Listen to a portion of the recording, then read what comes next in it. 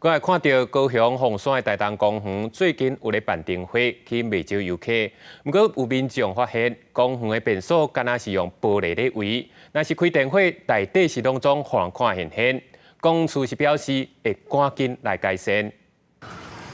暗时公共便所火一光，对外口玻璃看入去，便所内底的人动作甚至表情一清二楚。往里面看，非常的就是清楚他们在干嘛，都看得到。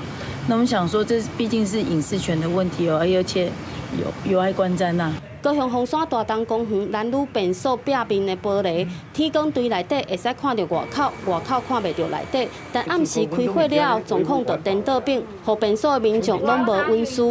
是有点怪怪的，好像有看到里面的动作。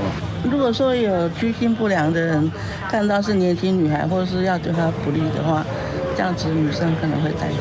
真侪民众感觉碍虐，而且有一点仔危险，因为便所内底有房仔砸掉的，嘛有部分民众无要紧。公园职工表示，玻璃设计是为着好看，并呼应网友心灵，煞意外引发温书问题。男生不会，女生有一点忌讳啦。夜间因公厕内部照明下，导致隐秘性不佳，公园处已立即派员处理，先行降低该玻璃的透视度。初时透早查甫的便所玻璃已经先炸起来，因为大东公园目前有灯花展出，暗时会有袂少游客。